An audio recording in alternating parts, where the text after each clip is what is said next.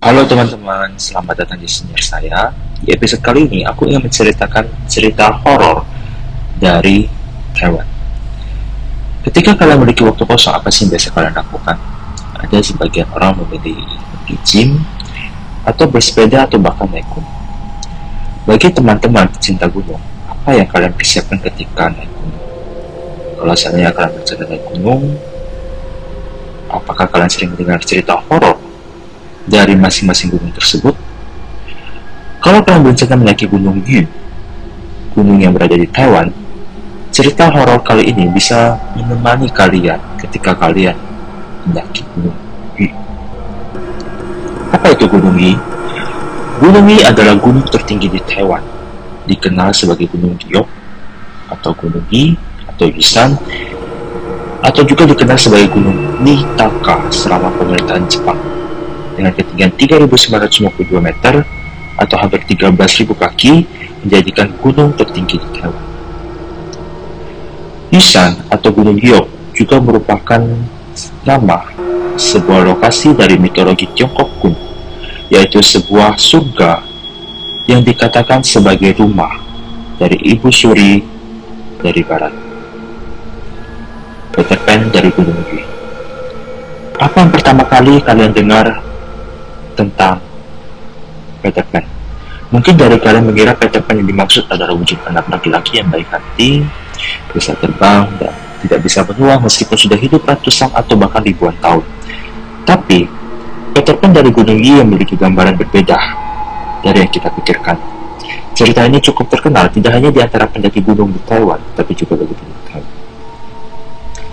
Cerita ini dimulai dari sekelompok anak muda yang terdiri dari 5 orang.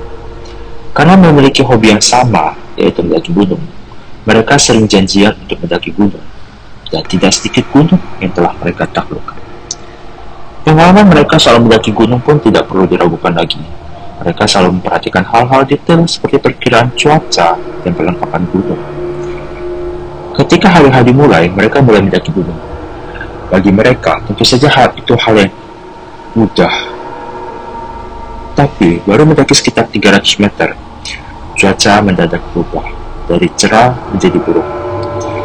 Tidak hanya hujan mendadak turun dengan lebat, tapi kabut juga mulai muncul. Pandangan sekitar pun mulai kabur. Karena mereka percaya dan pengalaman mereka tidak sedikit, mereka pun tidak berkata tetap mendaki gunung. Justru, masalah sebenarnya baru saja dimulai. Mereka mulai merasakan kaki lelah, dada sesak dan kepala pusing. Kecepatan mereka pun mulai menurun, dan mereka pun perlahan terpencar. Salah satu di antara mereka, sebut saja Mike, terpisah dari rombongannya. Dia merasa temannya pasti akan mencari dia nanti. Tapi, dia salah mengira. Pemandangan sekitar pun mulai bertambah kabur, dan tubuh mulai semakin lelah. Mike hanya bisa melihat sekeliling, dan berharap semoga bisa menemukan jalan. Setelah melihat sekeliling beberapa kali, dia akhirnya menemukan bayangan berwarna kuning, selain bayangan dirinya. Dia mengira bayangan itu adalah pendaki gunung, seperti mereka yang menggunakan jas hujan berwarna kuning. Mike akhirnya bisa bernapas lega, karena dia tidak sendirian lagi, dan mulai berjalan mengikuti mereka. Tapi dia tidak menyadari bahwa ada suatu hal yang akan terjadi bila dia tetap mengikuti mereka. Dia tetap terus berjalan dan berusaha menyusul rombongan tersebut. Beberapa saat kemudian, dia mulai merasa ada keganjilan. Tidak peduli secepat apapun dia berusaha menyusul, dia tetap tidak bisa menyusul. Mereka seperti sedang berlari. Bagaimana mungkin kondisi tubuh mereka tetap bagus? Ketika dia lagi merenung, dia pun terkejut. Saking terkejutnya kakinya pun merasa lemas. Kenapa? Dia saat itu ada di pinggir tebing. Kalau dia tetap berjalan sedikit lagi, keselamatan sudah tidak berpihak lagi padanya. Mike begitu menyadari itu, langsung keringat dingin, dan jantung berdetak begitu cepat. Dia pun merasa heran bagaimana mungkin bayangan kuning itu tetap berjalan tanpa henti.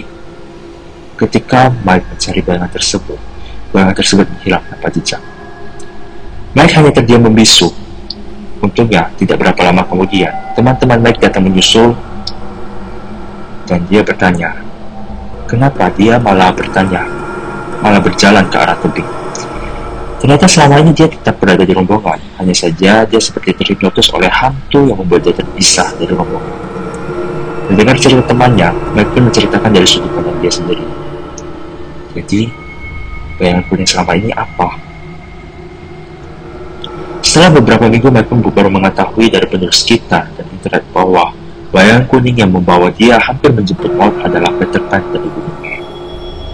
Bagaimana menurut teman-teman? Apakah Peter Pan tersebut memang sengaja untuk menjebak dia? Atau itu hanya ilusi semata?